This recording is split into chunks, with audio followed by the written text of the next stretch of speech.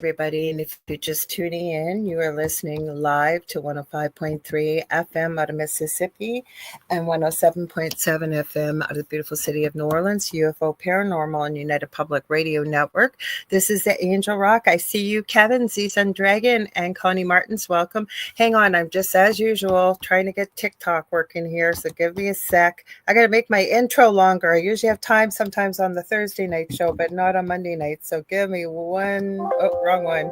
Got to copy one more button here. Give me a sec, guys. I'm sorry, but I can't do this before. Otherwise, this little trick I found to get it to work will not work. Okay, are you safe there? Good. Give me 2 seconds and we will be done. You can hear my dog in the background as Kasoon likes to say sometimes, I have Bigfoot in my closet. I don't. So that is literally my dog at the end of the bed. So hang on if you heard that. Okay, open live monitor. We got that open. Good. Let me add it and then we can get started here. One more thing. Hang on. Let's hope my voice holds out for you guys too. Okay, last one here. Let's see. Are you going to let me do it? Behave yourself, please, please, please, please, please. Okay, we're all set now. Thank you. Thanks for your patience, you guys. So, like I said, this is the Angel Rock, and I'm your host, Lorilei Potvin. A little bit about myself. I'm a Canadian psychic medium, crystal Reiki energy healer, Akashic Records practitioner, spiritual teacher, and mentor. I'm also a registered nurse. I am well versed in near-death experiences, having traveled. Well, I guess I kind of did. I had a near-death experience as a toddler, but I'd studied them professionally and personally for over 40 years.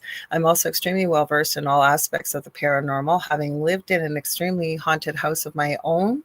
The previous one, thank goodness. I always say I didn't go looking for the paranormal. It found me. I've had high strangeness around me my whole life, and we have shared our story, a bit of it, on the Travel Channel's Paranormal Survivor Season 4, Episode 9. You can find that on Netflix, you can find it on YouTube, you can find it all over the place, and I encourage you to have a watch and see what you think. If you guys like what you see, please like, share, and subscribe. Tell all your friends and family about this network.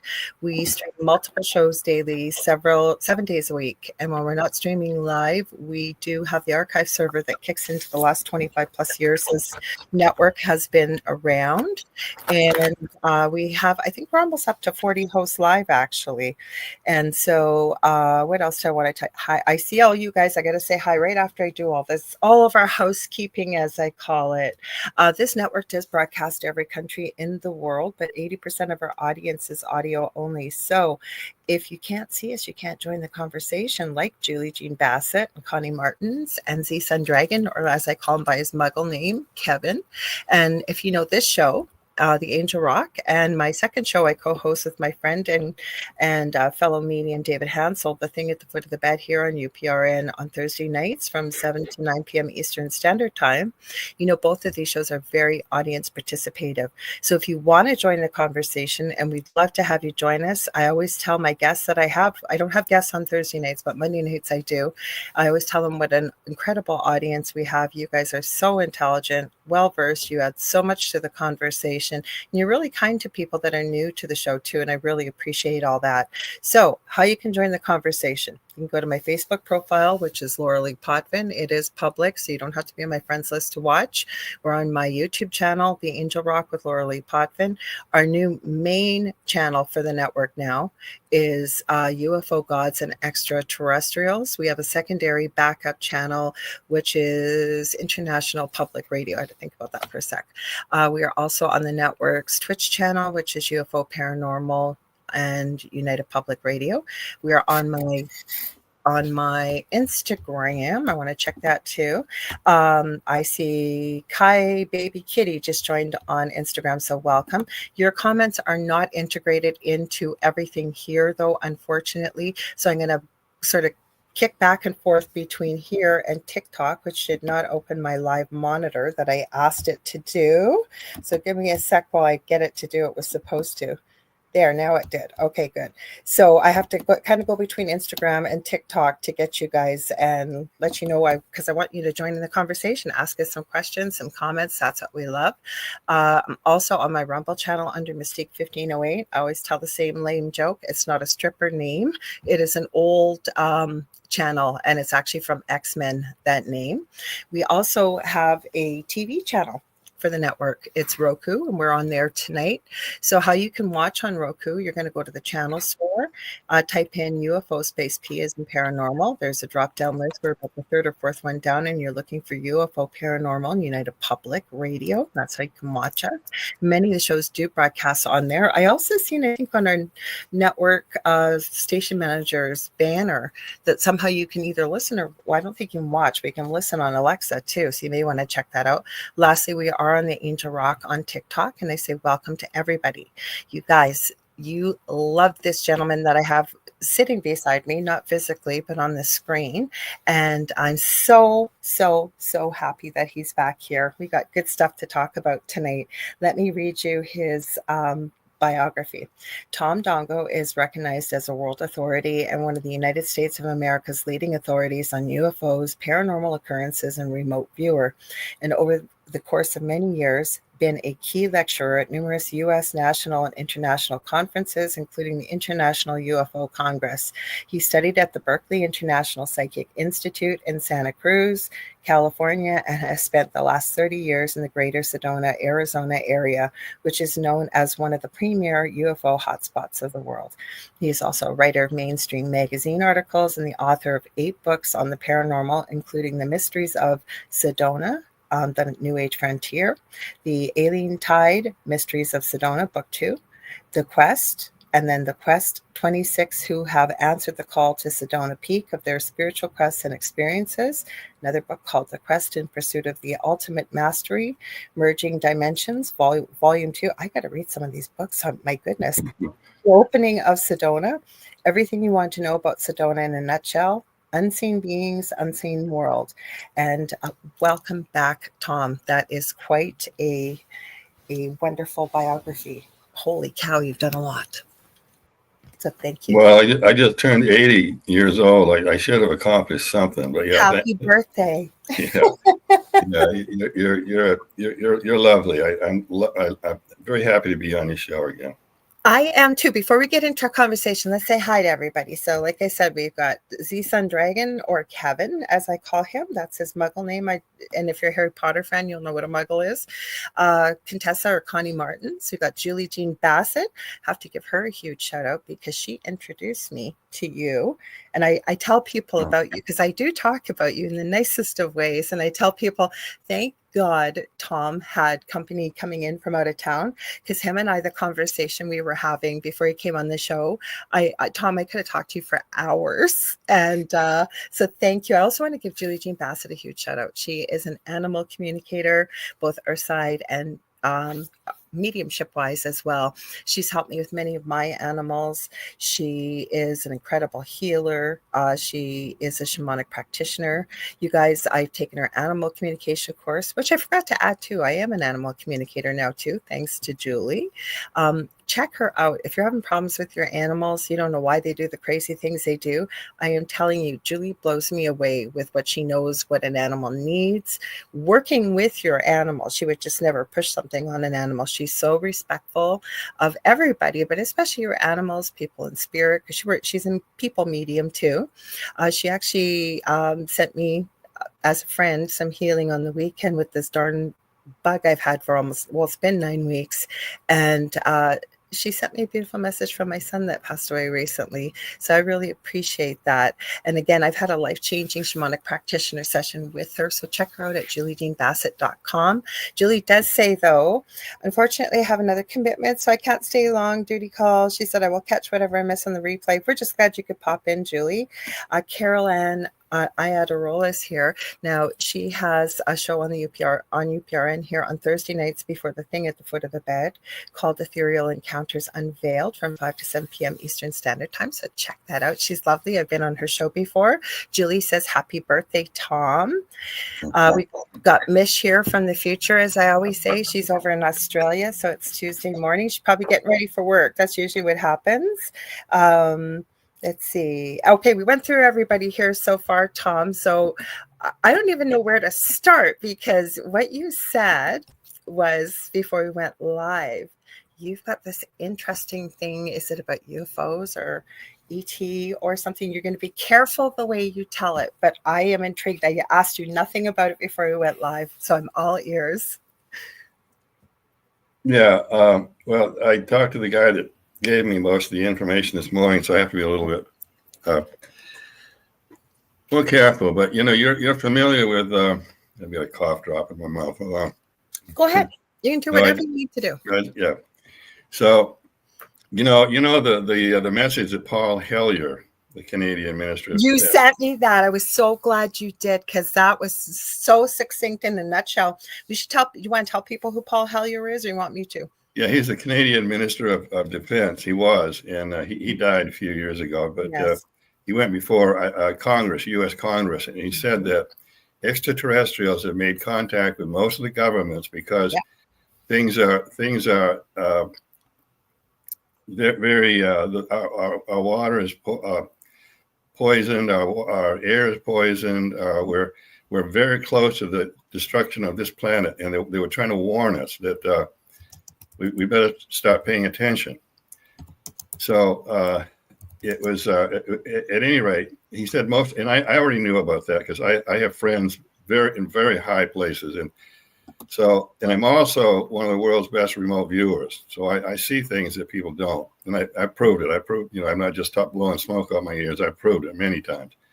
But I also remote viewing. I suspect, and this is what I suspect, extraterrestrials are sick of us destroying ourselves and the planet, and they're going to do something.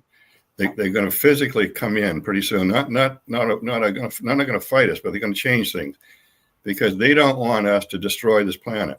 This time they don't want to. So, and I've talked to extraterrestrials. They either talk telepathically or they transmit, and a picture is worth 1,000 words, and that's how we done in the past. So, and I've seen many face to face, and they're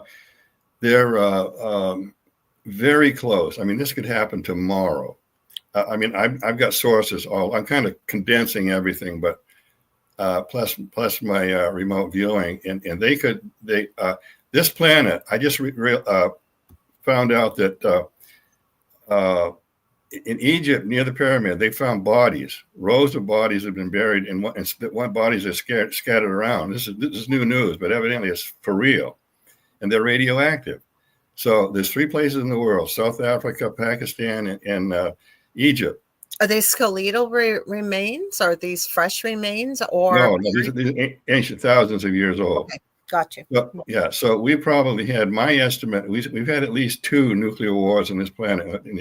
Because the evidence is there, the melted rock, and all that stuff. So even the Dead Sea, if you go to where the Dead Sea is and you're able to get from space looking down, it looks like an actual black scar. And there's been readings apparently taken from there. The radiation still exists in that area of the world too. Mm-hmm. Oh, I didn't know that. Yep. I'll send you some stuff on it. Remind me, I'll send you some stuff on it. Mm-hmm. Yeah, well, there's more proof. So anyway, there's, there are things I suspect. I mean, this is the 103rd time I've been on worldwide radio. So I've been on just about every show you can think of, and so far I've talked about 100 million people, and not one time. I used to get attacked constantly by debunkers and skeptics, and But that's when you're on the mark, right? Yeah. Because if you're seeing stuff people don't care about, there's no backlash. I mentioned to you a friend of mine before, quickly, Chris Laterre. I told you some of the stuff he's spoken about, being one of the boys of Montauk. He published his book to Amazon. It was instantly banned, but not only was he instantly banned, he's instantly banned from even opening an account anywhere in the world for the rest of his life. You tell me there's no truth to that book. Mm-hmm. Let's talk about Montauk a little bit later. I got a lot of stuff about that. I mean, you can bring up any subject. I can talk on it. I know. I have so much to talk. I could have you on every week and talk, and we'd never talk about the same thing. Yeah.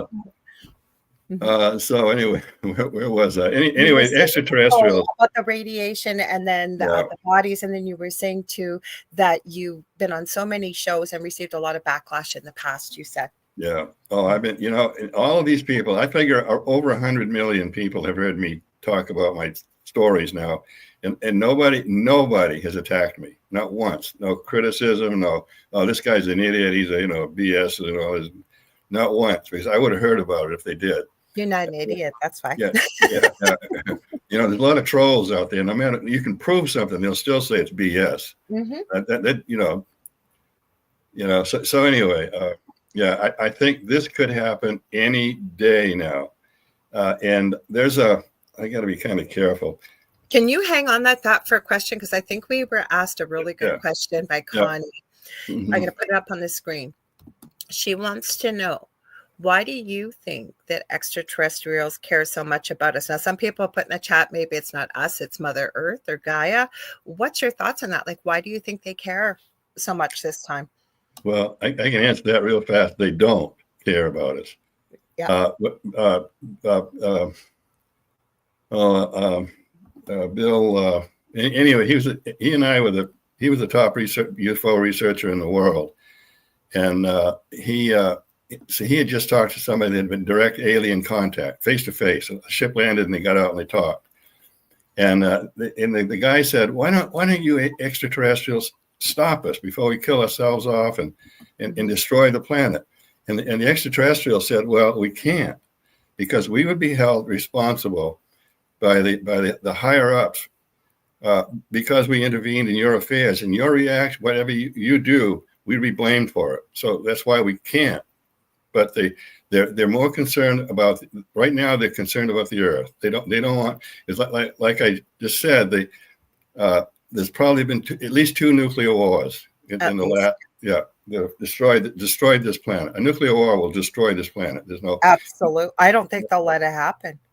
No. I've had a friend that told me he talked to some extraterrestrials, and they said if it ever does happen, we can stop most of it, but we can't stop all of it. It'll be just too much.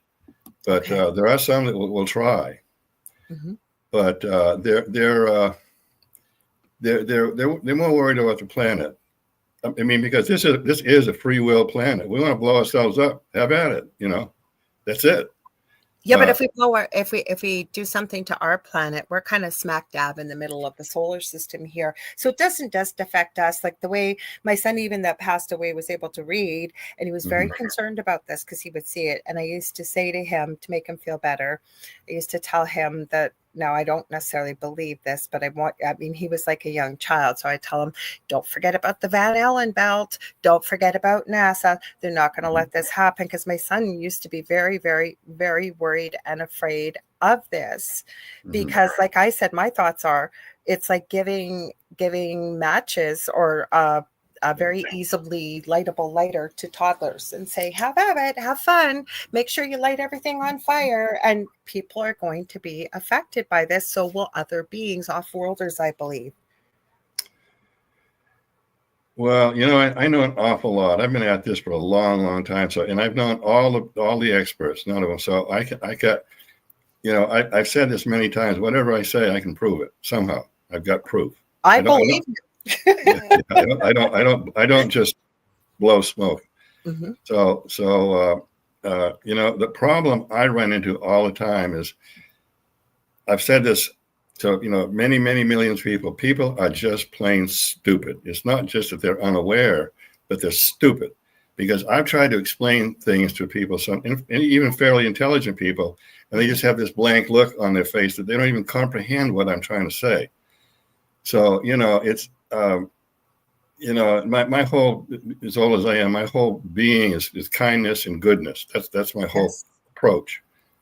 Because and I think I've done pretty good on doing the 100th monkey on some of these 100th monkey thing on some of these shows. I've started the ball rolling, so I hope so.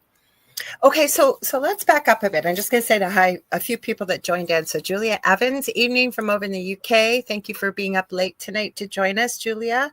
Lisa Martinello says, good evening, everyone. Angela West says, hi, Lorilei. Hi, Tom. Welcome to everybody that's listening. So let's back this up a bit. So what are the thoughts? I know you can't tell us who your source is, and I completely respect that and understand that. But what makes you think, like you had mentioned at the beginning of the show, you've heard this hundreds of times before, and we do know that disclosure, and I'm not talking from our governments or whomever, ETs, like people are catching, and I'm not saying that everything in the skies is ET. Absolutely No. not. But Right. we are seeing more types of, I'll say, traffic, if you will. But what makes you think, from the source that you talk to, that this time it's going to happen, and probably fairly soon? Well, a lot of this is my remote viewing, and Okay. I've been tested so many times. You know, a psychologist friend of mine, Dr. Tom Dongo, tested me for about 4 months just to see how good I was, and we spent, and it even blew me away. You know, I've studied Ingo Swann and Russell Targ and all that, and Yeah, I know who they are. Yeah. yeah, and some of the things. See, I was born with a remote viewing ability, and I can do some things that those others can't. Because I wish you would teach me, because you got a different kind of method than most people. I know you do. I do. It's actually, you know, I probably taught on some shows there are, you know, millions, multi-millions of listeners, and they gave me enough time to, there's some people that charge $5,000 to train remote viewing, $5,000, and so I tried to give it away to millions of people, and I took the time to do it, you know. So my ability is different. Somehow it's different because one of my best friends is a retired U.S. Air Force colonel. And he's moved away with his wife, but we would sit and talk about things. And I told him one day, I said, Ron, it's a damn good thing that nobody's listening to us. You know, some of the other table, we wouldn't get out of here alive, you know. And so one time we were in a casino, and I said, you know, Ron, this is pretty heavy stuff we're talking about. And he goes, you see those two guys over there? The one that looks like a jarhead, you know, military, and the other guy looks like an accountant. You see that thing that's on the table that looks like a cell phone? It's not a cell phone. They're listening to what we're talking about. So he's in his 80s, but they still follow him everywhere. You know, so we would talk about the damnedest things that he's experienced. So we kind of expanded on each other, which, you know, proved my ability. The crazy things I've done, you know, I've proved it. You know, people. I've had so many people say, you must be an alien. You can't be totally human. So, you know, one time, this is about 20 years ago, the University of California, Berkeley, was going to pay me to come there in California and stay they wanted to study me for 2 weeks. I'm so weird. You're not weird, you're unique. Yeah, I know. But I do strange things. I can see into a human body like an x-ray machine. I've done it on hundreds of people, even medical doctors. And I don't do this stuff for, you know, for money. I'm retired now, totally retired. If I can help somebody free, you know, I do it. But I know, because somebody I had on here, and I've had her on a few times, and I hope to have her on again in the future. She doesn't even use her real name, and I didn't know this when I had her on. She asked to blur her screen.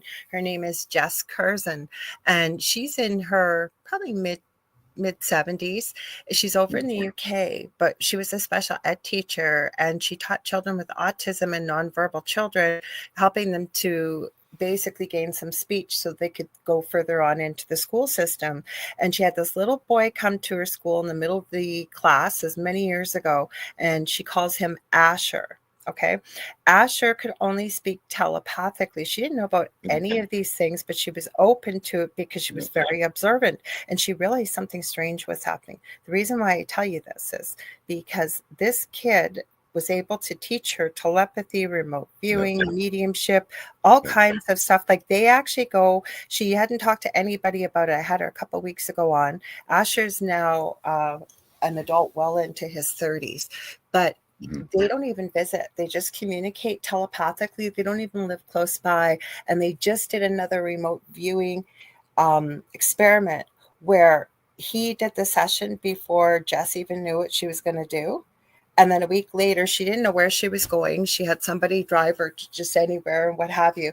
100% accuracy. And what I said to her, this is how I found out that Asher's real name wasn't Asher. Her real name wasn't Jess. And like I said, she blurs her screen, is because there are powers that would want those kind of abilities. And I'm getting goosebumps. So I know you know what I'm talking about, right?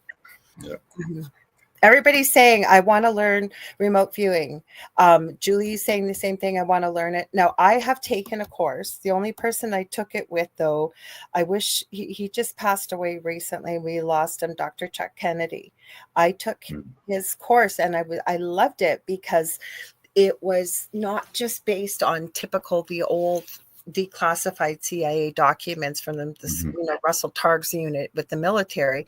He also pulled in a couple different types of techniques, and it was really cool. And I did really well at it. He had told me I didn't continue it. So I'm telling you, there's a lot of people out there that want to learn how to do this. So do you have any suggestions before we move on with our conversation, because there are a lot of people that want it, because I think human beings can be taught how to do this, obviously. Well, if people had the abilities that I do, can see what I see, and I've tried, I've really given it my best shot, because if people had the abilities I do and can see what I see, this would be a different world.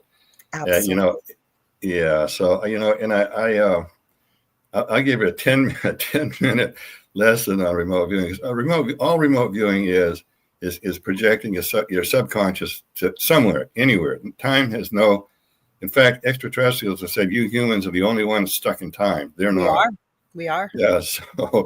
So anyway, remote viewing. And I was born with the ability. So I have. Maureen St. Germain. She's a famous book author. She and I taught. I was on my friend Carrie Lynn Chalhorn's show before you came on, a week after, and I was saying I was having you on in the chat. So yeah, cool.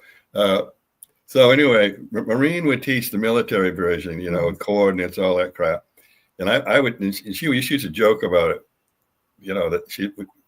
We're going to teach the Tom Dongo method and the military method. I'm very familiar with the military method. Yeah. So anyway, we had success with one guy that blew my mind. I mean, the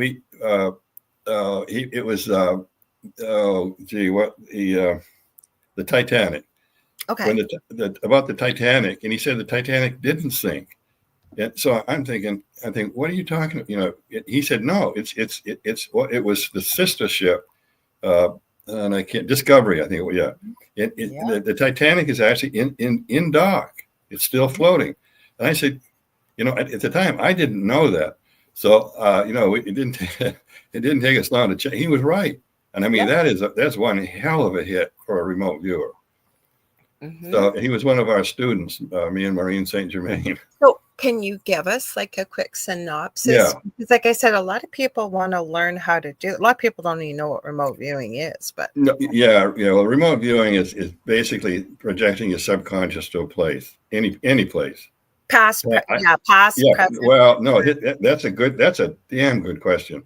I don't know any remote viewer, even the best of the best, that can go into the future.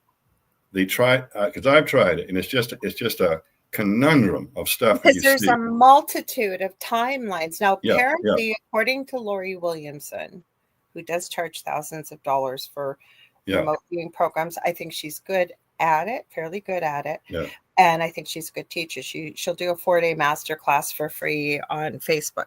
She says there is one guy, and I don't even know if he's still alive, that he can go into the future, that a lot of huge brand name companies hire him, because if they've got a new product, they get him to remote view into the future. So maybe he's able to look at a multitude of future timelines and give them a projection on whether or not the product they're putting out is going to be successful or not. I have a friend, his first name was Jeff. He went insane doing that for corporations. I could believe that. Yeah. He was a perfectly normal, bright young guy. He went insane. And that's, going back when remote viewing came in, the Russians and the Americans were remote viewing each other, and the Russians had brain tumors, and the Americans had heart attacks because they were trying to. I'm not quite sure why that happened, because that'd be interesting to go down that rabbit hole, eh? Yeah, it would. There's a lot of things I wish I'd like to know now. because of all the things I've done. I've studied human extraterrestrials for 50 years. That's been my main focus. Like a hybrid? Is that what you're talking about? Human extraterrestrials? No. In fact, there's a guy named David, and I've been trying to remember where he is. He was one of the very first. When I met him, he was going to commit suicide. He said, "I can't take any more of this. I'm out of here." And he says, "I'm going to off myself." He says, "I can't. I'm just going nuts. I can't handle this." But he was one of the very first that was. He was a breeder for the extraterrestrials, and he had all kinds of paintings. He was a good painter. He painted all the things that. And one of the things in there was the praying mantises, and an alien told him they are the smartest creatures in the universe. Because he would see them off to the side, a praying mantis. Mantises, okay. Mm-hmm. Yeah. We got a question for you after we finish this with this. Yeah. So anyway, he was. I connected him with a woman in Federal Way, Washington, and he found out. There was a whole group. He stayed there for 2 years. He saved his life. Eileen Bringle, and she was a wonderful person. Eileen Bringle, she died, I think 2 years ago. Mm-hmm. So anyway, she had a group. The first contactees, abductees, hybrids, and they were all had the same experience. So saved his life. He stayed there for 2 years. And Eileen Bringle, boy, don't ever forget that name. She did wonders for the whole UFO community. Yeah. So what's the question? Okay, I'm going to give my 2 cents worth because I know you're going to have a better answer than me. I'll do it quickly, then you go ahead. So Mish is asking, is remote viewing similar to when holding an object and getting information? I'm going to say no. Because you're not. Just let me throw my 2 cents in. You go ahead. You're going to do a much better job than I am, Tom. No, that would be clairsentience, picking up something, picking up information from it. Remote viewing is exactly what Tom just said. Being able to get your mind into a state that you can project your consciousness, whether you want to look at it as the present, the future, the past. Okay, because there is no time on the other side. Go ahead, Tom, because I know you're going to give her a better answer. Well, the astral projection, I get to ask this a lot. Is astral projection the same as remote viewing? No, it's not. No.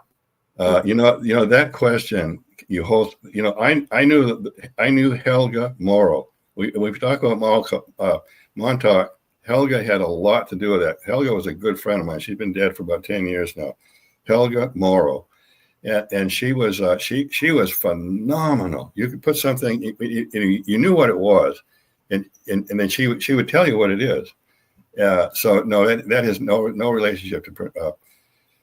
And I'm glad you asked that, Mish, because a lot of people don't know what remote viewing is. For example, and I haven't done it in a long time, I can spontaneously remote view. And the 2 women I work with that are mediums and one's a channeler and what have you, she gets it like I do, spontaneous bits of information here and there. But to be able to do it the way I was taught, that's why I'm very interested in your method, is Dr. Chuck Kennedy had a 10-minute meditation that would put the brain into theta wave. And for people listening, I know you'll know this, but for people listening, there's different brain waves, lengths, sort of things, vibrations, if you will, state of mind you can go into. So you would get into theta state. And then I'm not going to go through the whole method. It's too long, but it involved a lot of sketching. Like, for example, some of the practice things he would give me would be like a 12 or 15-digit number. I didn't know what it was. By the end of it, it correlated to something on this planet, and I know he'd give me the feedback that had been fairly accurate, but that was kind of basically how to do it. Well, let me just add this with the remote viewing. Connie says, I can see people and where they are and remember what the room looks like, and it's always something that is going to happen. I don't know what this is, but it's gotten stranger for me. Like, it could be a vision you're getting, it could be a memory. There's many, many different things. What do you think, Tom, with something like this that Connie's sharing? Well, that's a combination of a great psychic ability and remote viewing, because I do that. I can combine remote viewing with psychic. I'm a phenomenal psychic. I've done, I got a list of things I've done. Hi, Julie. Well, let me get to that. About 5 minutes. I'll tell you what I teach on the, wow, a big raven just flew across my window. So what I do, and it's an incredible thing. When I do a talk about remote viewing on other shows, I say, say you live in New York City and you're from Kansas, somewhere in Kansas, Topeka, Kansas, or somewhere, and your parents still there. You grew up there, so you know it well. So while you're in New York City, you can do it driving a car. You don't have to go into a trance or meditate. Project your mind to Topeka, Kansas, the farm you were at, and keep doing this. And but you're in New York. You're in New York then, or yeah, you're still Your body's in New York. I'll tell you a story about Joe McMonagle. I love to tell this story, but don't let me forget it. And he was the U.S. government's top remote viewer at the time. I love telling this story, because I was standing right beside him.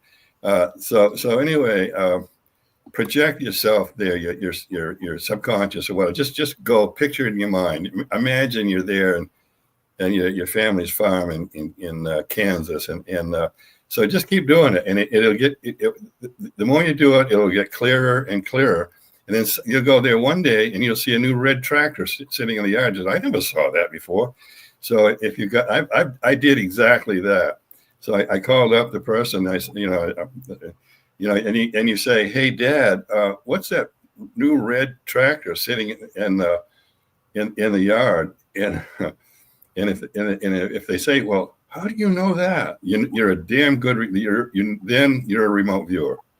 But the thing you added, when you say project your consciousness, a lot of people don't know what that means. I have just understood so many things that I have either learned, read, or known about remote viewing by what you just said. I now know why Chuck Kennedy, you didn't always have to get into theta wave, but as a beginner remote viewer, taking his course with him, and this was a crash course, okay? He's getting you into that place where you start to make the connection between, this is the state I need to be in for myself right now. Eventually, probably would never be able to do it. It's kind of like psychic ability. I can tell you anything, I'm talking to spirit all day long, but in the beginning, it's like a muscle, right? And you were born with this, so this is natural. But for other people, you kind of get the correlation of, this is what this feels like when I project my consciousness, when I do this. And like you said, I love what you just said.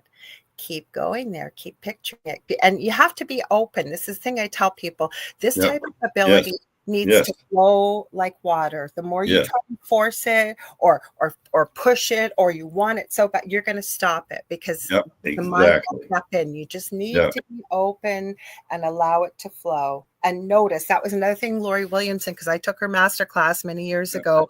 She gave people an exercise. It was a pain in the neck, and I can never remember to do it because I'm so busy. Every time you go through a doorway, stop and ask yourself, what's different?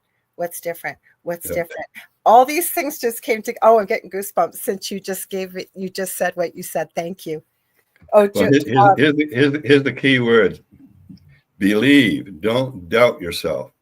Because, when little kids are growing up and they say, "Mommy, I saw this little creature." Oh, no, you didn't. Just use your imagination, Johnny. I never said that to my kids. I said, what did it look like? What happened? Yeah. So Mish wants to know, is it spying? Oh, I get asked that all the time. That's, you get all this stuff. You're supposed to ask permission first. I don't. I'm probably going to. Because Connie's saying the same thing. It kind of seems that way. I think it's what you're using it for, and what you're doing with the information. Yeah. If you're doing it, if you're doing something negative, it will come around and attack you. I mean, but as long as it's, if you're doing it something to see if somebody's sick, if they got cancer or something like that, without their permission of asking, so what?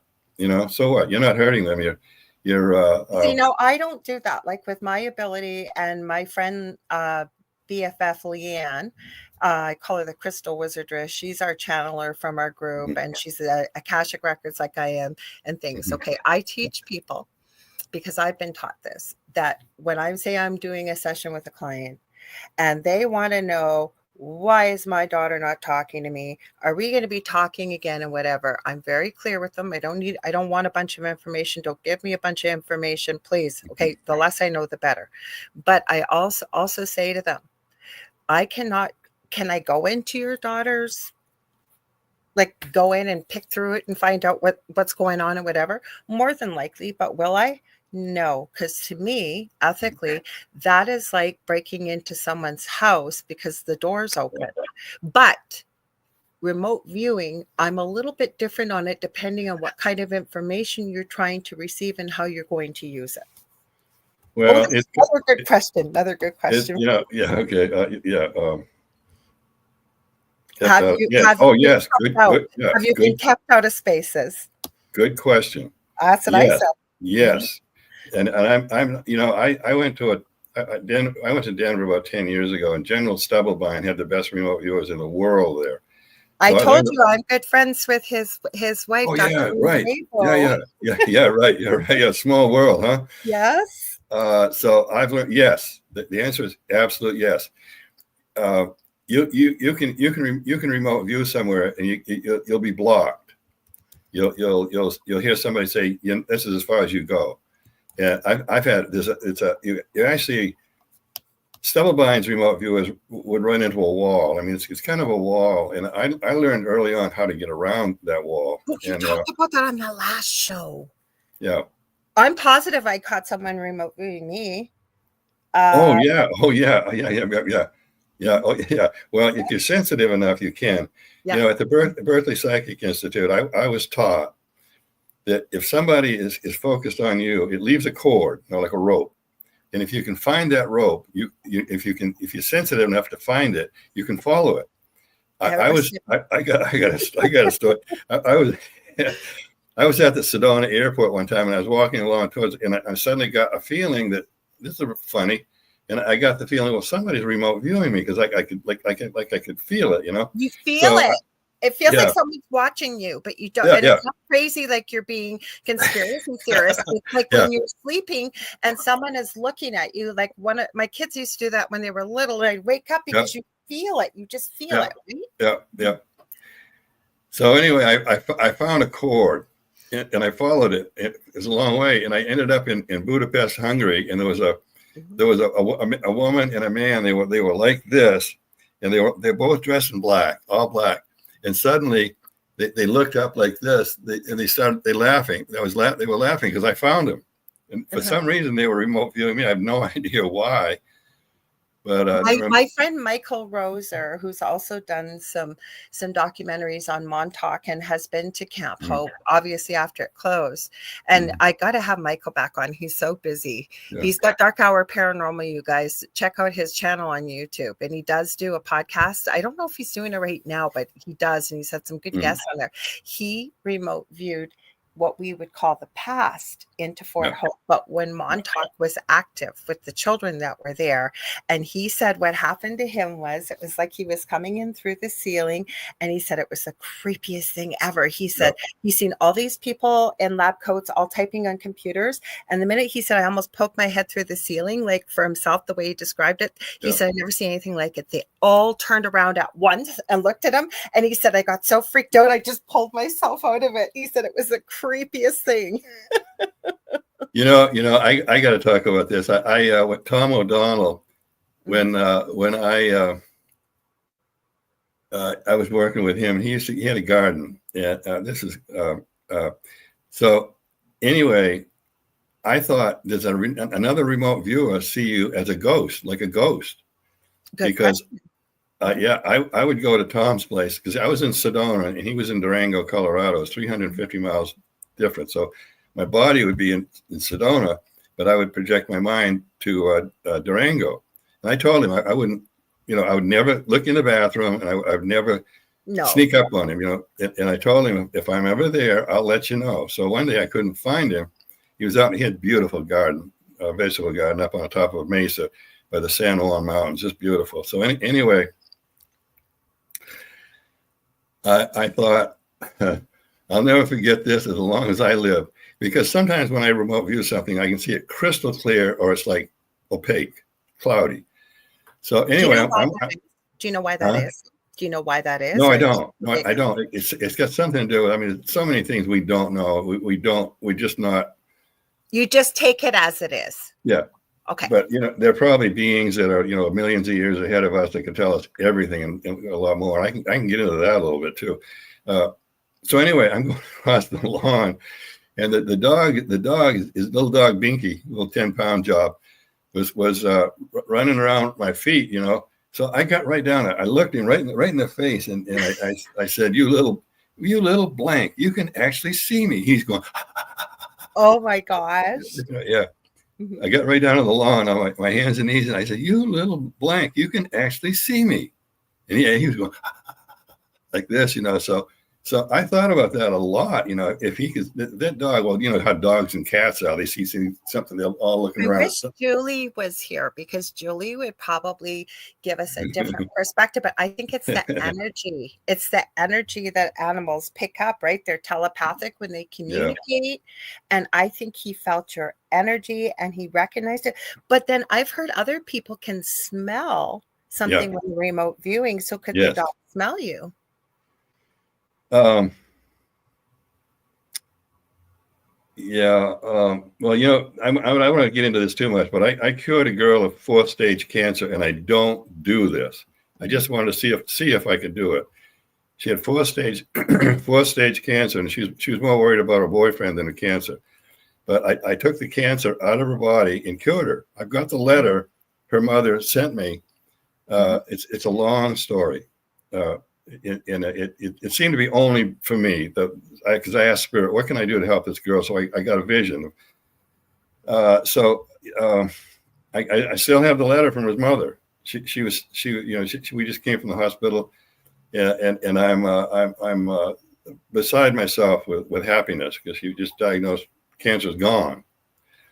So I'm a weird dude. I mean, so something to add to that, and then we have a good question. So the doctor that I see, I'm a chronic pain sufferer, and because of her, I can sit here and do these shows. The problem's not gone, but she really did help me. But her and I would have the most intriguing conversation. She always used to say to me, "Lorilei, I wish you were my last patient," because we had so much in common, never mind with me being a nurse and her a doctor. And she told me that she was really closely following. I don't see her anymore. She's just gone back to just working at the hospital. Miss her terribly. She is from Pakistan. Not that matters, but they have a different belief system. And what she said is she was following, and many people were over in Pakistan, India, Turkey, all over the place, because I believe this gentleman was from Pakistan, and there was a neurologist in particular that was following him. And she said, same thing, somebody completely full of tumors, this person, and they'd have an MRI right before, so you could see the physical, okay? And then he would do his energy work or whatever he would call it. Wouldn't take that long, do nothing, like didn't place hands on the body or anything. You just be in front of the person. Right after, have an MRI, and the tumors are completely gone. And this neurologist was trying to understand, what is this that this gentleman is able to do? I know he's not hoodwinking me. Same as, I think Augie Nost. He's got I've been on the show 5 times. Cool guy. He's a good friend of mine. He sent, I remember one time, this video, and he's talked about it when I've had him on the show. It's in China, and this young woman saying on a table with the inoperable, I know you probably know, but for our listeners and watchers, inoperable bladder tumor, and they are chanting over and over. I think it was some monks that were in there. It is done. It is done. It is done. And you see this tumor in ultrasound absolutely completely dissolve and resolve right before your eyes. How does that happen? Right? Well, with my remote viewing ability, humans have abilities that we've forgotten, that if people would realize their damn abilities, they have phenomenal abilities. I can see them, but they're not aware of them. They're not using them. But it's been drummed out of us. We're for some reason or other. I mean, we just been societally,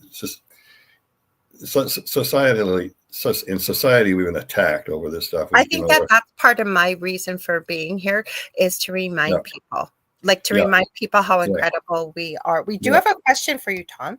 Yeah. because I told you, my audience asks such interesting questions. Connie's asking, can we stop someone from remote viewing you? Is there something we can do?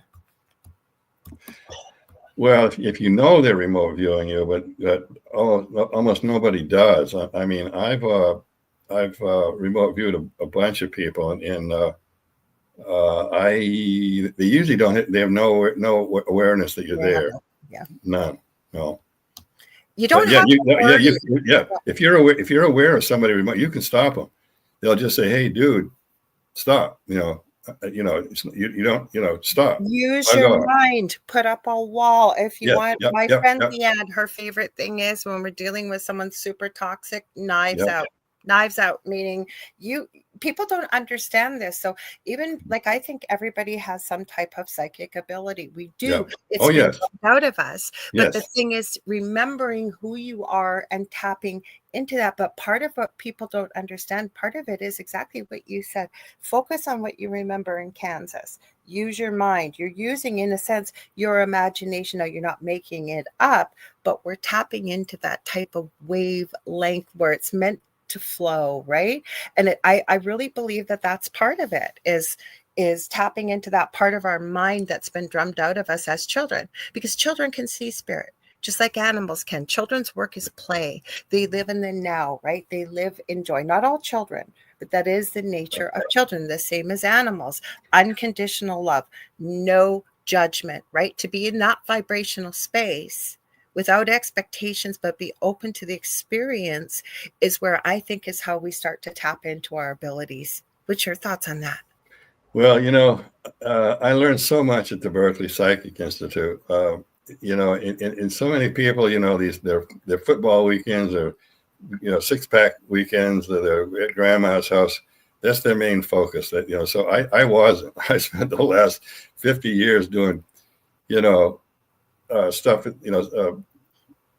spiritual stuff, and whatnot, at places like the Berkeley Psychic Institute. So, so I've had a totally different upbringing than a past than most people. So, but you can choose it. Like, I wasn't brought up that way. My grandmother on my dad's side was psychic. My mom makes fun of people that do what I do. Mm-hmm. My mother, though, has Rh negative blood, green eyes, and red hair, and would never in a million years, even if she had an off-world experience, would ever speak of it. But I have had interesting and weird and unusual things, but being part of her bloodline, right? And I think the thing is, exactly, you said the key word here, it's been drummed out of us to believe that it's not a possibility at all. I do want to give a shout out to a few people here. We've got Joanna Garfield McNally that popped in over on Instagram. I want to give Michelle Wilfong a huge shout out over on TikTok. She's usually in our chat, but she's over on TikTok because she's one of my mods, and she is incredible. She does a phenomenal job. Thank you for sharing the live. Also, you guys check out Michelle Wilfong on TikTok. She lives in a haunted apartment and films many of the activities going on in her place. We also have, there was somebody else. Go ahead, Tom.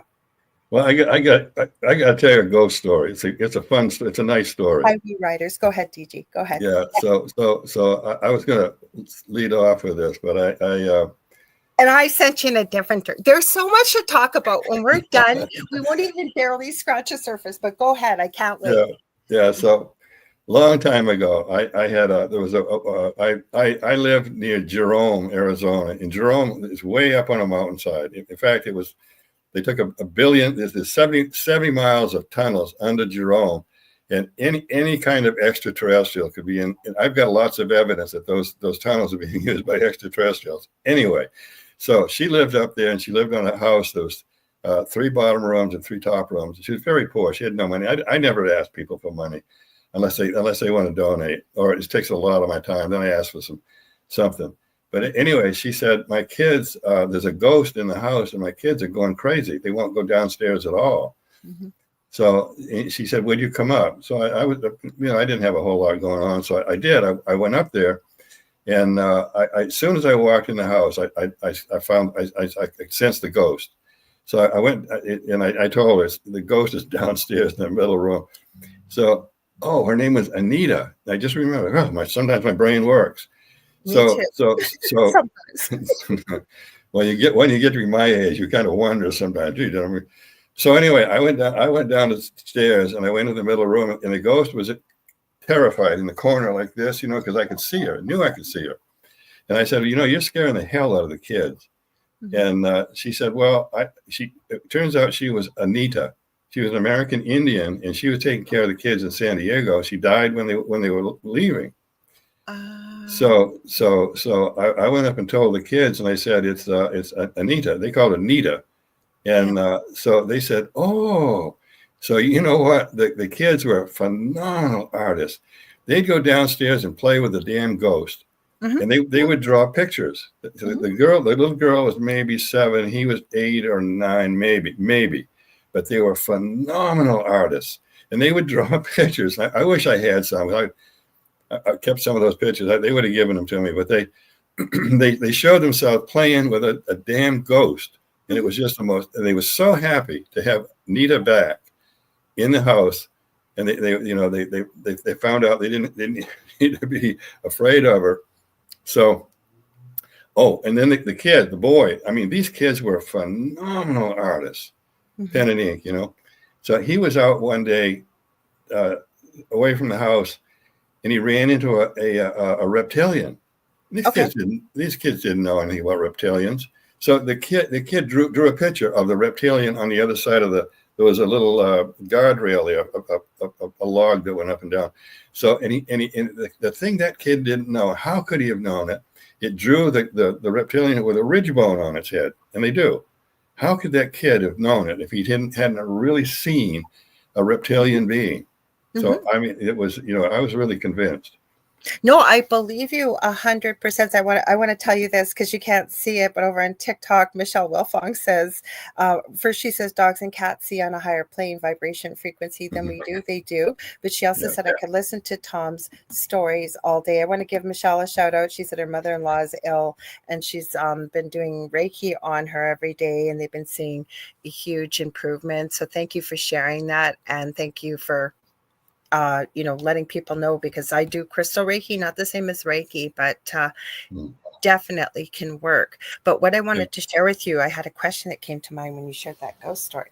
So I had a friend, she's been on the show numerous times, but she was called to a house because the children were terrified. Any children wouldn't go into a certain room. There was something really nasty there, they said. And long story short, she walked into the room and she said this thing tried to scare her, didn't work. But what she didn't realize was, and she described it, the fedora, shadow completely black with the long trench coat down to the knees. And she was shocked to see that this phenomena has been going on all around the world. We had one of these hat men at our house as a main entity. I want to know your thoughts on that. What do you think this is? Why do you think it's here? The Amityville Horror in New York, the book that was well, I can remote. There's as far as I'm concerned, there is no Satan, there's no devil. It's a construct of the human mind of fear. It's created by religions to keep us scared, and but there is something I call an awful evil, because I've come face to face with this thing. 100%, and so have I. Yes, because not everybody's running around thinking love and light, nor are they being of love and light. And that energy can be, it can't be created nor destroyed, but it's got to go somewhere. In different dimensions. So there's something, and I've been face to face with this thing. I basically saved the guy's fortune in Santa Cruz, because the guy, kind of a long story, but I was at a meeting and the guy got possessed by this being. I have worked with someone that was, and I never want to look into the eyes of another human being.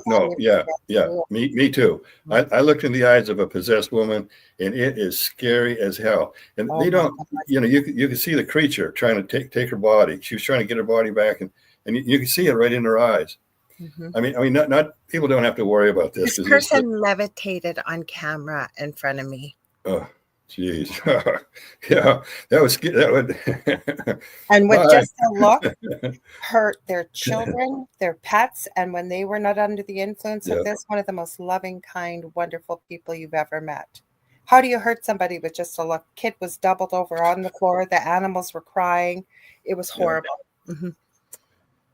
Well, this guy Jeff, he was in a multi-million-dollar project. He disappeared. He was building a chiropractic for chiropractors, and all the crews. Jeff disappeared, and come to find out, he'd gone down the coast to the Big Sur. He was hiding out in the Big Sur, and nobody knew where he was. And the construction crews said, if he doesn't show up in 2 days, this project is toast. We're all going to walk away, and he would have lost. They would have lost the building. So I'm sitting there because I used to teach channeling. I was channeling for years. So anyway, I'm sitting there meditating, getting ready to channel for this group. There's 20 or 30 people, and so Jeff walks in, and I saw him, and he comes over and he gets on his knees. I hate that crap. Don't bow to me or anything like that. Because I have friends that people used to follow him around in all white, and kneel at their feet. So anyway, Jeff said, I'm in trouble, Tom, and I need help. I said, yeah, I know you do, Jeff. So I told him what I knew. So he walked out the door, and he went back and he saved his project. He saved, wow. Yeah, and the crews, he got a control of it, but that thing had messed up his, possessed him or whatever. It takes over the mind, it takes over the energy, and for whatever, when it happens to people, because I had something appear to me in a dream 17, 18 years ago before the paranormal activity started. Now, told me it was a demon. Again, I now know, I think along the lines that you do, but gave me a name, spelt it for me. I had somebody come on a podcast panel. Don't ask me why. It was a panel of 10 people. He was pretty well known in the Bigfoot community and came for me. Well, I used to be a demonologist, and there's no way you would have been told the name and you would have been, dude, I wasn't looking for this. It was in a dream. And then on top of it, I couldn't, being a former, I say, recovered Catholic, I had been forced to go to church, forced to go to Catholic school, never seen this name, never heard it before. And then this particular case I'm talking about, I was helping them. And this would have been about 5 or 6 years later after the dream that I had. And they said, yeah, I'm having this dream and I'm being told this name and I don't know what this is. Like, is it demonic? What is it? Blah. I said, I don't know. It's not my field of expertise, but let me have a look for you. There on the page was the exact name I'd been given, the exact spelling I'd been given, the animal form it had told me it was. So I say, yeah, you don't have to call it a demon. You don't have to call it anything. I love what you said. It is absolute evil is what it is. Right. And they know that human beings, even other human beings that run this planet or think they do, what do they use? Fear to control. That's what it is. Fear. Mm-hmm. I've been in situations, I've written about it about a half a dozen times in my life. I probably would have been killed, but something looks out for me. It's either extraterrestrial or spiritual, one of the two, because I've been in situations where another minute or a little bit of this decision, I would have been killed. And in my books, I talk about it. So something looks out for me. So it's probably a pre-life agreement. Well, you do this, do that. We'll take care of you. And it's probably something like that.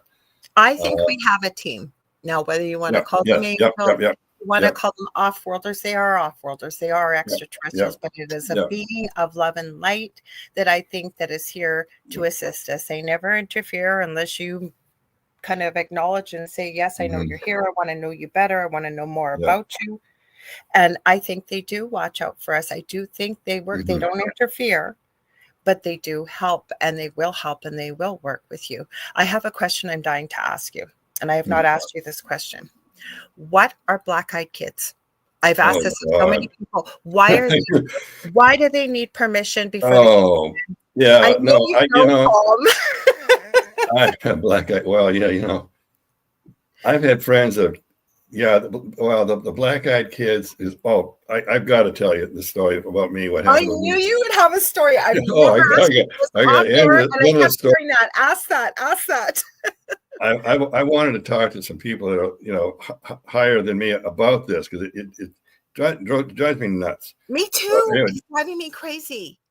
well, I could, because I didn't understand it. Why me? I about a million times, because I've written 8 books, and a million times I said, why me? What the hell is it me? Why do I see these things, and very few other people do? They don't even understand it. I think I'm a nut. You've seen them? Huh? You've seen them? Black-eyed kids, you've seen them? Well, yeah. Let me. Okay, I'll get to. So, but the black-eyed kids, I don't know what they are. I've tried to remote view them, and they're. If you run into a kid especially, the adults have them too. Because a friend of mine tried to talk to one, and he said, that thing was like it didn't have a soul. It was just like it was dead inside. And people that have let them in have Yes, been very ill afterwards. Yeah, they come to a car, they come to a door, and they want to come in. Well, I They have don't. to be invited in. Like, what the heck are they? They're not vampires. That's vampire lore. That's garbage. It doesn't exist. I don't know. I've tried to remote view them, and I don't know. They're probably coming. Well, okay. Here's something else. Just recently they've discovered that we're in the middle of 16 dimensions. They've scientifically. Oh yeah, the Google has a chip. It's they call it a quantum chip. Yeah. Mm-hmm. And they've been able to penetrate 16 dimensions with that thing. So geez, you got me started on this. But I think a lot of these things are coming from. Look at all the cryptids that are seen around the world now that are not from this. They're not from this planet. So they're probably from another dimension that just knew what they were doing, or they got lost here for a little bit and then went back. But so I think probably the black-eyed kids are probably from another dimension that it was probably scary if we knew. Cause they're creepy. I've interviewed people that have had them, seen them, So my story. So going back a long time, about 30 years ago, when I just moved to Sedona, I gave a guy a ride. He was living in the woods. He was a homeless guy, and he was living in the woods. I called him Ichabod Crane because he's a big tall guy, and he was a computer expert. He worked on computers. So anyway, but he didn't have a car, so I gave him a ride home one night. And he lived off in the woods near uptown Sedona. So he had this weird story about him. He'd walk up to his campsite, and little people would hitch rides on his feet, his shoes, and then jump off when he got there. Excuse me. So anyway, so I got, it was after dark when I dropped him off. And so I and used to be Sedona there was now there's 25 million people that live here, but it used to be just almost, very, very, so there was no traffic. It's probably 9 o'clock at night. There's no traffic, no. So I came to a stop sign, and I'm looking around because I'm always looking. I'm always observant. So anyway, I'm sitting there for a few seconds at the stop sign, and then I look over, and here's this guy, all dressed in black, holding a big duffel bag, one of the big military duffel bags full of stuff. So he taps on my window, and I had a lot of, when my mind is preoccupied, I can't break away. I mean, God could appear in front of me. I wouldn't. Okay. So anyway, the guy's tapping. She's like, hey, can I have can I ride? So I said, yeah, sure. So he squeezed in, and this guy is all in black, and he has black eyes. The pupils are black. And so I really didn't think that much of it because I was so preoccupied. So he was all black, and the guy, this still freaks me out. So the guy, we there's no traffic. So we go about 10 feet, and the guy picks up exactly what Ichabod Crane talked about with the little children riding on his shoes. And then I'm saying, I'm going, what the hell? So we went a little bit further, and he says, yells, look at me. So yeah. And he said, do you know who I am? And I said, well, no. And so he gave me these, he says, I know you've got a bad memory, but remember these 4 things. And actually I've got them right here. I won't say the 4th one, but this is what I drew this. See, he said, you remember these 4 things and say them, and you can have anything you want, anything, anything you want. So he said, okay, remember these 4 things, and I won't tell you what the 4th one was. The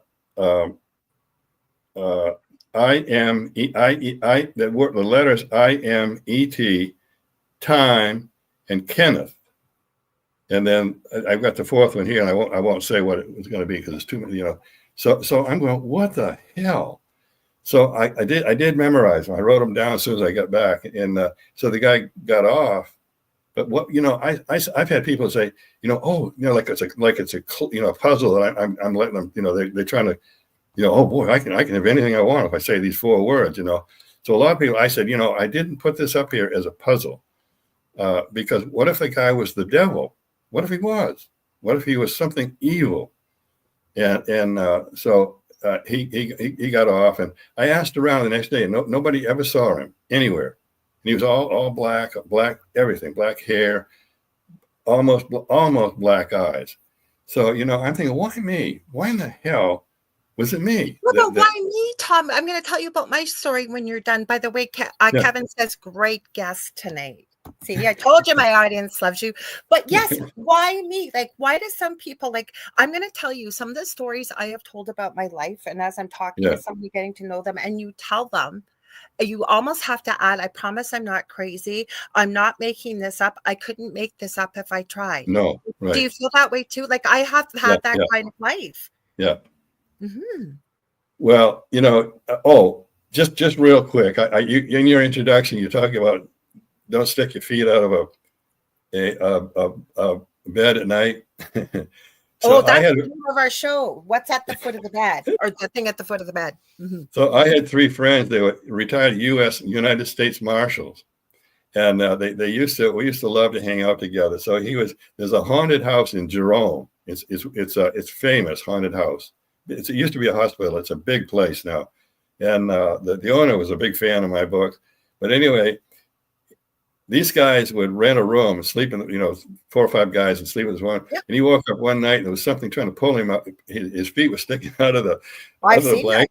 Yeah. Mm-hmm. This thing unseen was trying to pull him out of the bed. So, U.S. Marshals, United States Marshals, he said it scared the living bejeebers out of him. Mm-hmm. So I just happen to remember that. My partner, Dell, in our previous home, has been thrown across the kitchen 15 feet. And he didn't even tell me because he's a skeptic. So what did he do? He goes and grabs his voltmeter. He's testing all them because he's thinking, maybe I got a shock and I didn't feel it. It was 3 a.m. in the morning, our previous home. He's bent down in front of the fridge. We're both night owls. And he's about to make a sandwich. And he said he was looking for the mustard. He says all of a sudden he gets thrown across the kitchen, kind of kitty corner, because it was like a shaped into the cupboards. And he says, when I stood up and looked behind me, the mustard was there. The only reason I knew is I said to him, why do you have all these handprint bruises on you? You didn't have these when you went to bed.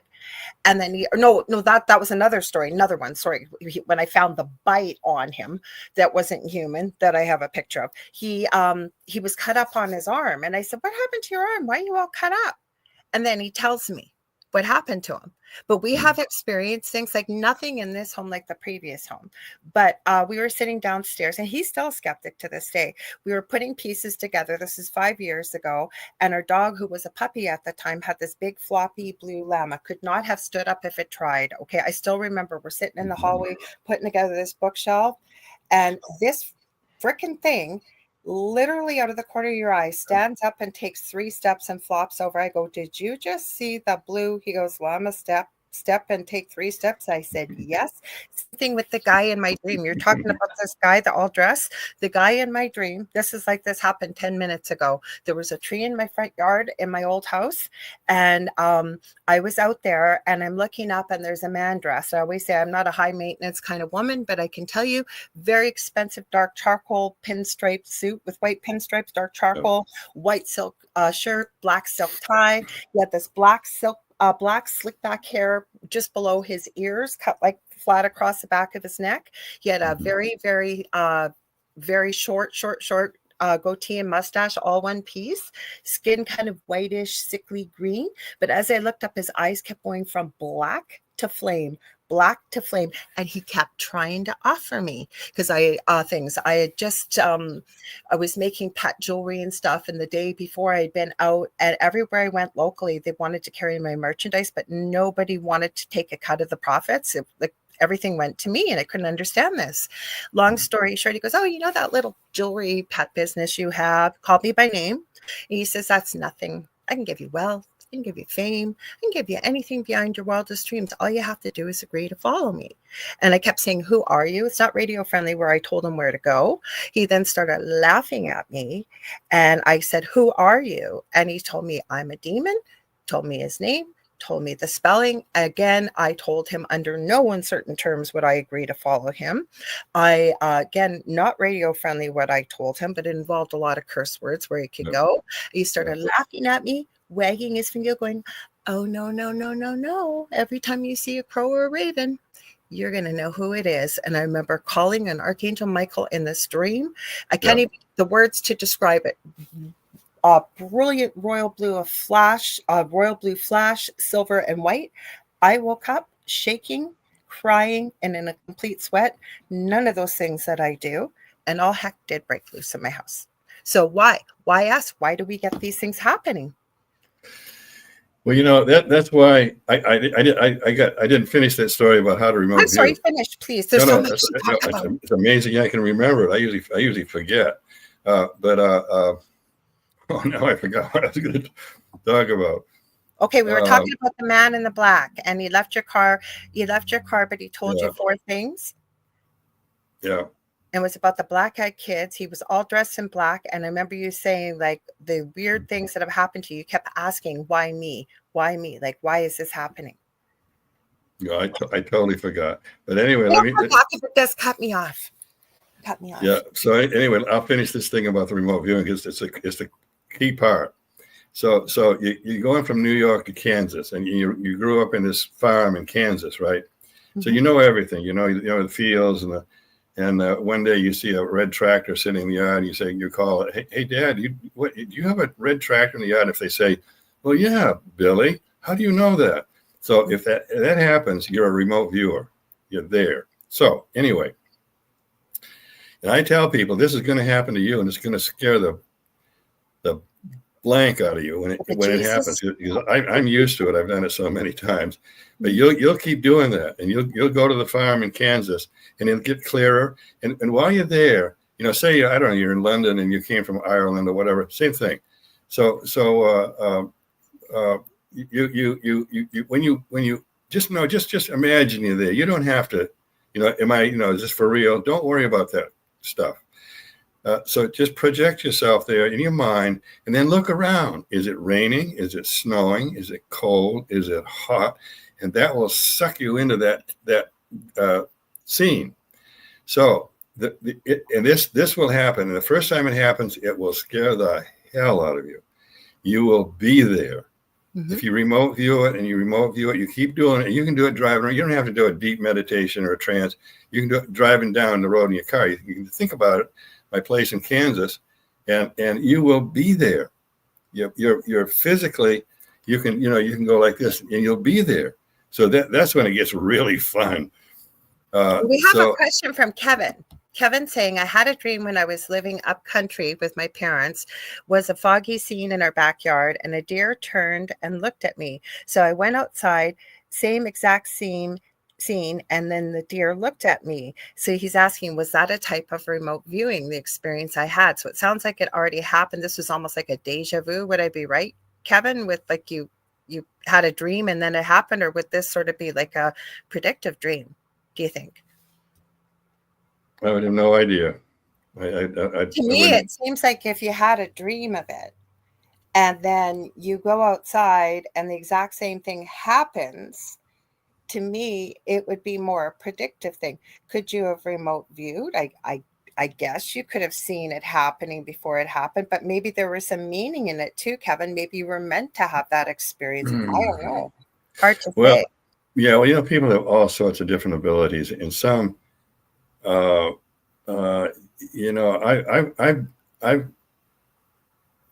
worked with people that were. I've been around the world's best psychics. One of the things, and I get asked all the time, well, I don't have any psychic ability. Oh, yes, you do. You just don't. You have to discover it.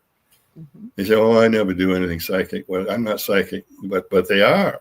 You just have, because I learned this at the Berkeley Psychic Institute, you just have to find out what kind of ability you have.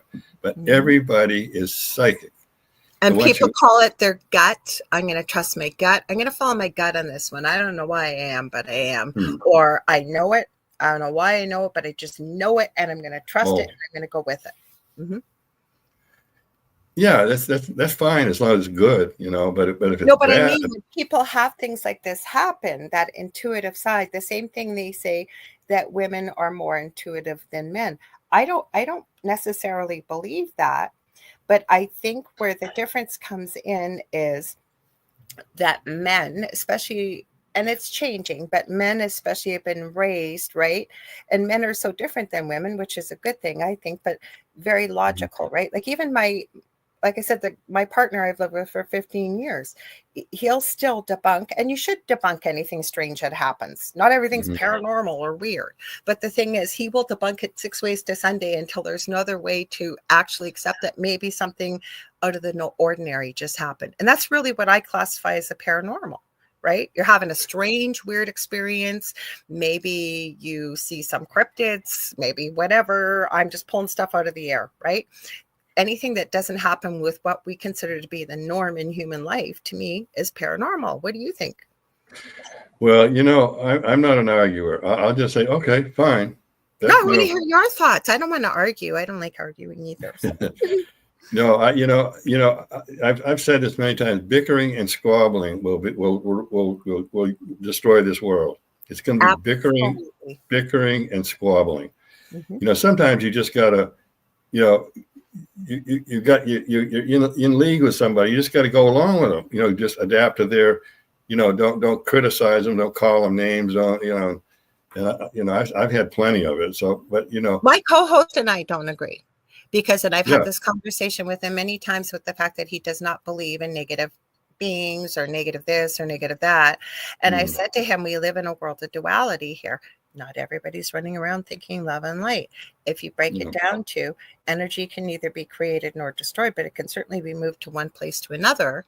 And wherever we have one, we have the other. You have yin, you have yang, you have hot, you have cold, you have light, you have dark, right? So you can't think if everything's energy and you break it down, that call it whatever you want. You don't want to call it negative energy. You don't want to call it evil. You don't want to call it whatever. That's okay. But there has to be an opposite on this planet, or so life has shown us, right? So yeah. Well, I know one of the world's best trance channels, Summer Bacon. You ought to have her on the show sometime. She's pretty interesting. She's been on big shows. Summer Bacon. I consider her to be maybe the world's top trance channel. She channels a being named Dr. Peebles, and I've known her for 22 years, and I've had interesting disagreements with Dr. Peebles. He died in 1938. He was a doctor, a famous doctor, and so anyway, my brain's starting to go. But what the Summer Bacon. So she's one of the best channelers, and you've had disagreements with her and arguments with her. And I don't know if it's about Dr. So was this actually ever a person, Dr. Peebles, or it's somebody? He died, I think, in 1938. James Martin Peebles. Okay. That's who she channels. And doggone it, I totally forgot what I was going to talk about. It'll come back. It's been a long show here. Well, we got a little bit more time, so if you're okay with it, there is another topic I'd love to dig into. Yeah, sure. What? How much time do we have? It's 5:37 your time, so we'll be done just before 6 your time. So about 20 minutes. Is that 20 good? 20 minutes. Yeah. Okay. Yeah. We're okay. So, if not, if you felt like you had enough, I know people are going to be it's all right. So I want to ask you about cryptids. You brought that up. Why do you think we are all of a sudden seeing all these cryptids, like the ones that get me, the ladies that are walking in California? You're never gonna stop me. I was on a show with Bob Brown in England a week ago, and we really got into talking about dogmen. I want to talk about that because I've not had anybody on to talk about dogmen. What are they? Where did they come from? Why are they here? You asked for it. I mean, you got me started. Okay. Dogmen are. I mean, I spent a whole year studying dogmen a while back. Okay. And me and Bob Brown got into some interesting comments. And people ask me, well, what did you say? I don't remember. But anyway, dogmen are werewolves. They are, England had a lot of problem with werewolves, and they are absolutely real dogmen. And Bigfoot and dogmen do not get along. They're basically a similar creature, but dogmen and a dogman. Oh shoot! I wish I had a picture of it right here. But dogmen are they're. I've tried to remote view dogmen, and they're a conniving evil. I mean, I do have a fear of running into a dogman, and there's a lot of them. And actually, there's been 3 sightings of dogmen in Sedona, in this area. 3 sightings in different places. We have them where I live too. We have them where I live. Oh yeah. Oh, the worst ones are where you live. They're the peninsula and the Great Lakes in that area. Those are the worst dogmen they've ever run into. So you're not far from them. Well, I know Michigan's got quite a bit, but where I am, I'm about 40 minutes from the Minnesota border and about 6.5 hours north of Minneapolis, Minnesota. But we have every kind of paranormal activity documented. Yeah. I have videos of I'm going to call them UFOs because they're unidentified, of things flying around. Yeah. I was talking to Julie one night, Julie Jean Bassett. She sent me a picture of the full moon. This was in November, and she goes, "Is this an anomaly?" I said, my partner Del looked at it, goes, "Lens flare." I go, "No, lens flares are white." He goes, "I'm telling you, it's a lens flare." So I said, "Julie, can you videotape it?" So she sends me a videotape, and I start videotaping. I go, "Crap, lens flare." But I go, "Holy crap, you're not going to believe what I just saw. This red light flying around." Anyways, back to dogmen. Oh, sorry. Go ahead, Dogman. But anyway, on the peninsula, the Great Lakes, that section in the middle, the worst dogmen that exist are in that area. I'm not going to go into it. I'm not, because I've there's a video out about it, and then the other bad ones are in Texas, Central Texas, all the way up to the Mississippi Valley, all the way to Canada. And dogmen are. It's funny. I've camped all over North America, and Alaska, usually with a girlfriend or whatever, and I'm just so glad. I run into big bears, in trouble with big bears and all that, but I'm just so glad I never ran into a dogman. Mm-hmm. So you can go online, and type in dogman. You get all kinds of stuff. And there's a guy, I can't. But why don't they always take people's lives? Because I've heard many stories of people running into it. Every single person says they feel absolute abject terror. And then you get into the legend of if they're a werewolf, right? Now, and this is where I'd love to hear your thoughts, because a werewolf, is it not supposed to be a being that originally bit a human being that then transforms into a werewolf or lichen at the full moon? No. They're the dogmen and Bigfoot have been right. We could spend a whole show talking about Bigfoot. I'm hoping you're going to come back. Yeah. Well, I've been studying Bigfoot, and big feet are fascinating creatures. Because I've interviewed on Instagram. Joanna Garfield McNally just said, yes, dogmen are way different than Bigfoot. But go ahead. Sorry. Yes. No, they are. They're a different creature. But have you remote viewed those like Bigfoot too? Yeah, but you don't get anywhere except the dogmen. There's okay. The very, very few humans have been killed by a dogman. I'd say 6 in history. Yes. But they love to scare the living hell out of you. Yes. I know some stories now that makes my hair stand up. And the dogman was intentionally trying to scare the person. So, well, here's one. It's one that really freaked me out. Is that food for them, though? Because I know negative entities will feed off of fear to gain. Yeah, exactly. So, anyway, there was a guy. He was in Texas, and he was he was going out of his house one night, and out of the corner of his eye, he saw this big clump on his lawn. Wait a minute, there's nothing there, because this sort of thing has happened to me, not with dogmen, but anyway, the red eyes, they have either dogmen either have red or orange eyes. Amber orange, yeah. They'll glow. So it opened its eyes, and it was looking at him, and it was about 10 feet away, and it could have jumped him easy. It was just it was down, because the tallest ones are 14 feet. The tallest dogmen that have ever been found are 14 feet. But if they run on all four legs, nothing can outrun a dogman. Nothing. I heard that too. Yeah. Yeah. So some people have mistakenly referred to them as hellhounds, like they're the legend of a hellhound, but they're not. They're dogmen. No.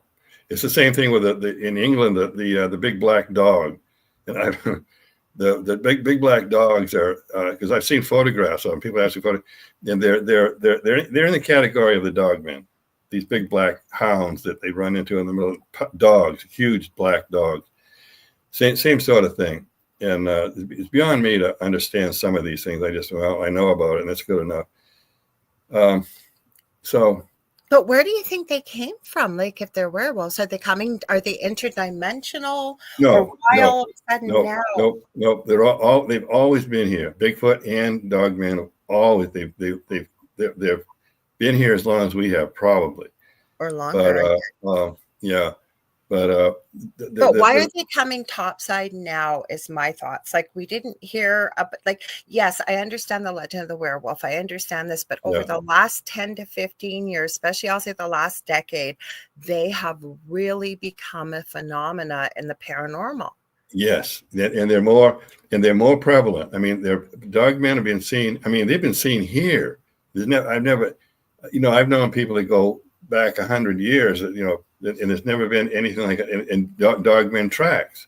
A friend of mine, Jürgen Hess, got a dogman track, and it's a good one. Oh, wow. In Lincoln Canyon. So they're I'm just glad I never ran into one, because I've been in such remote areas in all over North America, Canada, and I've been in all the provinces, and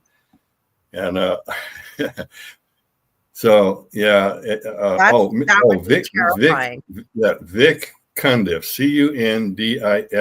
Vic Cundiff has a show. Well, I don't know I think he's run out of material, but it's been years he's been on radio, and he that's all he talks about is dogmen. And some of those stories will, really your hair will stand up straight. And these are real. It's a legitimate encounters that they've had with dogmen. So what I was going to say is, in the very rare times a dogman has killed a human, the U.S. government shows up with machine guns and technical equipment and runs off into the woods. So why is that? What the hell does the U.S. government know about dogmen that we don't? And I don't. I'm trying to figure that out. I haven't even asked you about giants yet, too. Like, what the heck is going on with giants? Like, and people are catching them on camera, and people I know we got to be aware of deep fakes and AI, but that's one of the things I got written down here with the giants, the red-haired giants. You have to come back. Yeah. Okay, I will. Red-haired giants, yes, like the 2006 Kandahar giant, but we are hearing more and more and more and more about this. Yeah, well, I know a lot about that. In the U.S. military in Afghanistan, they'd be stationed, with night vision, and they would see these giants, and the local people are terrified of them. They'll usually leave. Good reason. Yeah, right. Mm-hmm. And that American patrol, they were all killed, and half of them were eaten by that. Anyway, they got the body. They shot it. Another American patrol went in, and they were ready. They had machine guns ready, and that thing weighed 1,400 pounds. They shipped it off somewhere, some laboratory somewhere. They all had to sign NDAs, because I see digging into it. Because the guy that originally leaked this, I've seen, now again, I can't prove it's the guy, but I believe it is. He's not shown on camera, but he showed some of the paperwork of the story they had written, and they were told to go back with the report and change it. Like, what is this? Like, where are they coming from? What do you know about this? Is this an experiment that's gone wrong? Like, what the heck is this? Well, yeah, I don't know. Some of these things are we didn't get to talk about Montauk, but That's why you some gotta come back. yeah, I'm gonna hear about this anyways. People are gonna go, you gotta have Tom Dongo back. You gotta have Tom Dongo back. I know I yeah, will. yeah. Who else has this kind of fun? Uh-huh. Uh, but I love talking about this stuff. yeah, I do too. Well, you and I are pretty much alike. Yeah. And I've been dealing with it for so long. I can't idle chit chat. I don't. I've got thousands of friends online, but not too many around here because there's nobody I can talk to. Because nobody will listen to me. They just, oh, yeah, okay, fine, good, yeah, bye.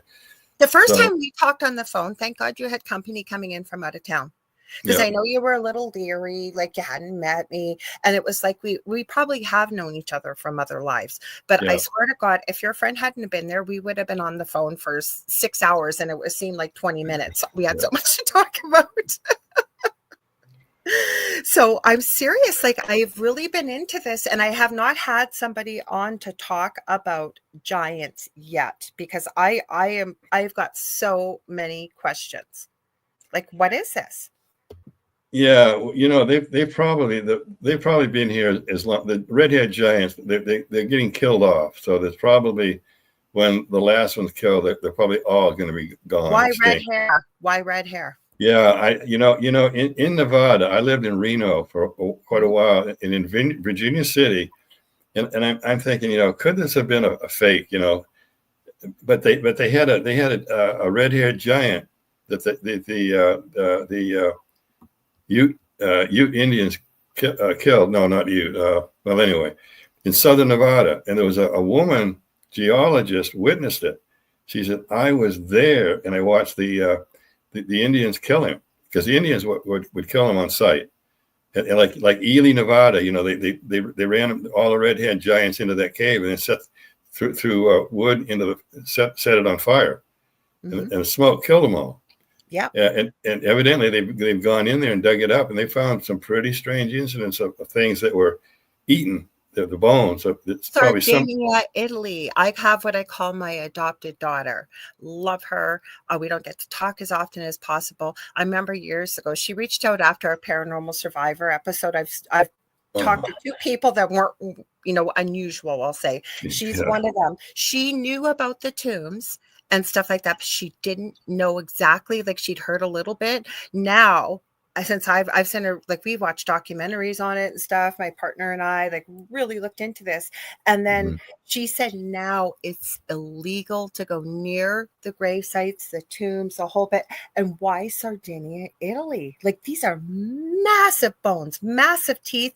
Anytime somebody uncovered something, like whatever, it might be just a regular citizen, they were visited by the government. It was confiscated. It never happened. Nothing, everything was removed. Why? Well, it really bugs me. We're not. There's so many things that they won't tell us. I mean, at this point in time, maybe at one time it would have, made people crazy. But now, we need to know everything, everything about extraterrestrials, creatures, because we have, and I see them. That's why I'm talking about it. We have invisible creatures that are around us all the time, that are coming from other places. Because when I'm famous for the Bradshaw Ranch, the stuff the research we did on the Bradshaw Ranch. We had camera crews, we had camera crews out there every week, and I got tired of getting interviewed about with these big. In fact, NBC had a 17 person camera crew. Oh wow! 17. So I got kind of tired of being interviewed, but. Linda Bradshaw and I had beings. There's a portal. There was a portal. Linda could see it, and I could sense it. But we're famous for this. I gotta put in a crash commercial for my book while we're still on merging dimensions. We've got about 2 minutes left, and then we got to wrap it up. So tell everybody all about your book and where to find it. Huh? Everybody go out and buy a copy of Merging Dimensions. It's my bread and butter. It's all about the Bradshaw Ranch. Let me see if I can get the And where can they buy it, Tom? Where can they find it? Amazon is my only distributor now. Okay. I had 3, but Amazon. is my only distributor. So Merging Dimensions, it's all about the Bradshaw Ranch. It's a bestseller for me. Okay. So everybody go out. This Yes. is a crass commercial. Everybody go out and buy a copy of Merging Dimensions. Well, no, it's not, because this is the time. See how fast 20 minutes went by? We are out of time almost. But before you let people know where to find you, what's coming up, again, where to get your books, please stay tuned, you guys. Coming up next, The Late Gate with Preston Dennett and Dolly Saffron. You know they're going to have a great show. So, Tom, Amazon for your book. If people do have more questions, or they do maybe want to reach out to you, is there a way to do so? No, or just, no. You know, I get asked that all the time, and sometimes I get 50 texts. I used to, I'm not anymore, but I used to be overwhelmed with it, because I'm by myself, and some of my friends have, wives or husbands, or like Maureen St. Germain has a staff to take it, but not me. I just don't have the time for. So personal question. Well, if it's really, really important, Facebook is the only way. But my website is really, it's a wreck. I haven't done anything with it in 2 years, so I've got to deal with that pretty soon. It's so that's really the only way to get in touch with me is Facebook, if it's really, really important. Mm-hmm. But just buy your book otherwise, because you've got a lot of information. You've got 8 of them written, but like you said, that's your bread and butter. So yeah. Mm-hmm. We will have him back on, because I know when I have a good guest on. Last time I had you on, when I start getting personal messages and people going, "When's he coming back on? When's he coming back on?" So I've got a whole list of stuff we haven't even touched on. It's fascinating. Like I said, I just went with different questions to different areas. So you pick one topic. How about we'll start with it, and because you guys, maybe by the next time you come on, disclosure will have happened. The ET will have made themselves. Yes. Let's hope so. They're here. I mean, I've met 3 extraterrestrials, and a girl, a 27-year-old female, materialized right in front of me. And my girlfriend, Petrolina, was there, and we both talked to this girl, because we were in some Indian ruins, and the extraterrestrial wanted to talk about the ruins. So I'm going, this stuff catches you by surprise, and you can never think. So I wish I'd have asked her if I could have touched her, just to make sure she wasn't some kind of an illusion, but we both talked to this girl. And so I turned around like this to talk to Petrolina, went over there a white little ways, and I talked to her for about 5 seconds, and I turned back and the girl's gone. I want you to save that story for next time. Every platform is going, "Please, Tom, please come back, please come back." So I want to thank you for being here. I want to tell you guys, if you ever want to get a hold of me on facebook.com/The Angel Rock. For now, I do have a course coming out with Leanne Clark. You can find her on The Crystal Architect on Facebook, or I think it's under the Architect the Crystal on Instagram. We were thinking May. Looks like it's probably going to be June or July, but we will keep you updated. It is coming. When I do, I will have a domain name. Otherwise, I have 2 groups on Facebook: Paranormal University for all things paranormal, the Angel Rocker Tribe for more things spiritual. And if you want to reach out, I do psychic, I do mediumship readings, I do crystal Reiki, I do energy healing, I do teaching and mentoring. Also, don't forget, I will be back Thursday night with David with another topic. David Hansel with The Thing at the Foot of the Bed, 7 p.m. Eastern Standard Time. Thank you, Tom. I can't wait to have you back on again. Everybody's saying that. Yes, please have Tom back on. Please, please, please. You guys stay tuned for Dolly and Preston next. They're going to be talking more about the strange, the unusual, and the weird coming up next, everybody. Oh, fantastic. Preston Dennis, fantastic. So, okay, namaste, everybody. Namaste. Thank you, guys. We'll see you next week. We have Julie Jean Bassett coming on too, you guys. So on the Angel Rock. Otherwise, I'll see you on Thursday, everyone. Have a good one. Much love.